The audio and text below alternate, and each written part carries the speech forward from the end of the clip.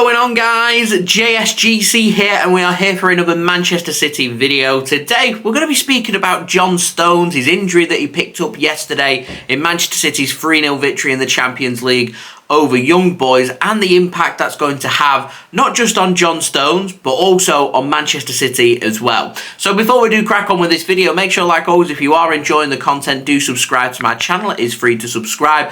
Also, don't forget social media links, my Twitter, Instagram and TikTok, there in the description if you want to go and follow me on there. Email also in the description too if you want to hit me up for any sponsorships for any videos or any general business inquiries.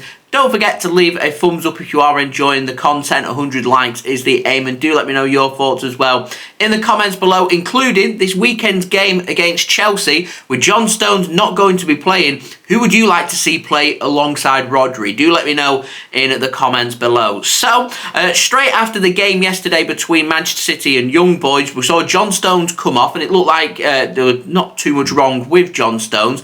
It was confirmed by Pep Guardiola that he'd picked up a muscular injury in his leg once more, and that's why he was out at the beginning of the season, and he's only just come back in the last 4 or 5 weeks or so for Manchester City. He's done 4 or 5 weeks stint with us, and he also went with England on international duty at the last international break, and then he's picked up another injury here, and it's the same injury. So I know some people will be suggesting that Manchester City have rushed John Stones back, but I want to talk about Manchester City's formation and John Stones, what he brings to Manchester City, and why these injuries seem to be becoming a little bit more regular. And I think one of the biggest impacts you get in here from Manchester City is this formation change that took place around January, February time of this year. Manchester City ended up inverting more of their fullbacks. We go more alongside a back three rather than a back four, and it means one of the centre-backs tends to push further forward. We've seen Ruben Diaz do that. We've seen Manuel Akanji do that. We know Nathan Ake and Joško Gvardiol can do that as well, but no player has done this more than John Stones, and he slotted into that gap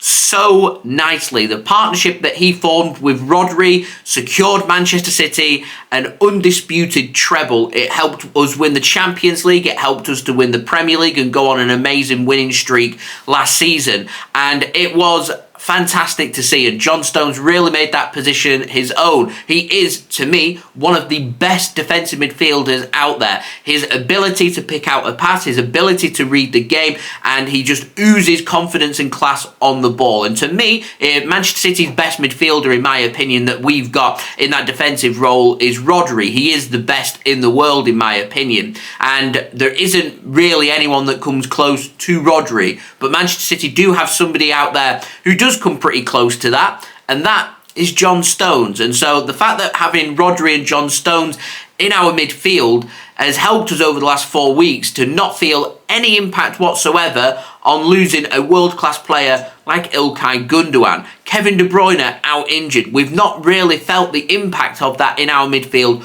whilst we've had Rodri and we've had John Stones. However, I think these 4 weeks have been taken for granted because it's seemingly looking like now we're not going to have John Stones available for quite a while. Pep Guardiola confirmed yesterday this muscular injury is going to keep him out for a while. Sometimes they say weeks, sometimes it can even border on months as well. I don't know how long John Stones is going to be out for, but I imagine Manchester City will not want to take any risks for John Stones. The fact that he's picked up the same injury just 5 weeks after coming back from this injury is telling me that he doesn't need to be rushed back again. If he does, that could be or have serious consequences on John Stones' potential of his career. So Manchester City need to manage this very carefully, and the fact that he's already been out for a good 6 to 8 weeks, this is telling me, and I am only speculating on this, that more than likely John Stones is going to be out even longer now than what he was at the beginning of the season, which means for the next 2 months or so, we're not going to see John Stones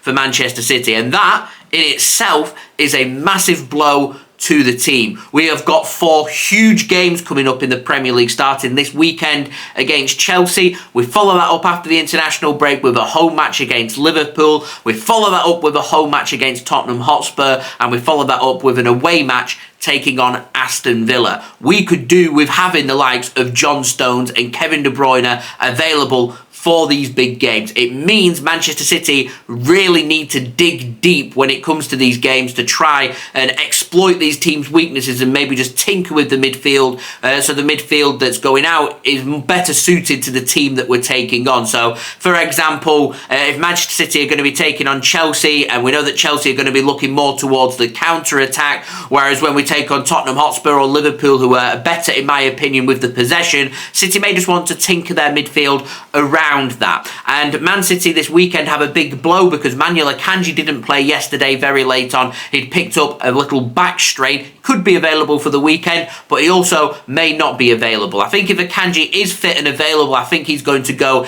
into that slot where John Stones would be, because we have seen Manuel Akanji play there previously this season whilst John Stones was injured. We know Ruben Diaz, Ake Gvardiol can all go into there. Rico Lewis, I think, is a player that should seriously be considered going into that slot against Chelsea because of how well he's done in that position. I also think dropping Bernardo Silva a bit deeper and moving Mateo Kovacic to cover the midfield and have Phil Foden go out wide instead is also a distinct possibility when it comes to potentially over the next 4 or 5 weeks replacing John Stones.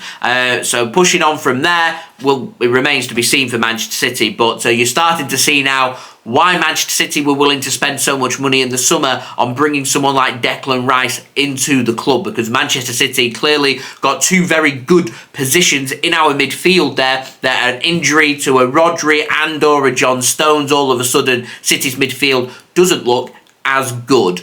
And it also then takes away a player from another position. And City now, even though we've got players coming back from injury, you pick up 1 or 2 more injuries and another suspension chucked in there, and all of a sudden our squad's getting stretched thin again. And with massive games coming up, we cannot afford that to happen. This is a very important part of the season, and the timing of this John Stones injury isn't good. John Stones, in my opinion, didn't need to start yesterday in that match against Young Boys. I said in my preview Rodri would be given the nod, because when it comes to John Stones and injuries, it doesn't bode well, whereas Rodri, touch wood, has always kept himself relatively injury-free. And if you were to tell me one or the other isn't going to be starting and I have to take a risk to start one or the other, Rodri would always be the name I'd go with, just down to his injury record based on that compared with John Stones. We took that risk. The risk has backfired. He's injured. We have to deal with it and we have to adapt ourselves around that now. And these injuries, they could become more and more when it comes to John Stones, because Man City have changed their position, they've changed their formation, they've changed what they're wanting from the midfield. And John Stones no longer a centre-back at Manchester City. He doesn't have to just sit there and watch the game being played and do very little running or trotting about. It's now all action-packed, bouncing between penalty areas. There's a lot more movement. There's a lot more challenges going in. It's very different being a midfielder than it is being a defender. And I think the amount of movement, pace, and running that's needed, I don't think suits John Stones' legs. And I think these injuries could become more and more if not managed well by Manchester City. And once again, reiterating the point here that Man City need to bring somebody in, if not in the winter, most definitely in the summer, who is going to help cover these gaps in midfield. We need these gaps covering. We need that physical presence there. It's all great and well signing midfielders who are good with the distribution, that can play in the 10 role, that can play in the 8, that can play further afield, that can do this, can do that. But Rodri picks up an injury, we've got no one that can come in. John Stones, we're having to rely on a centre-back to cover for him to come into that role. And these are big, big moments in the season that Manchester City need to manage very carefully. And I'd be lying to you guys if I said I wasn't concerned about these injuries. Of course I am, because John Stones is a fantastic player. I also think City have got the quality. If we can keep everybody else injury and suspension free, you won't feel too much of an impact. And having John Stones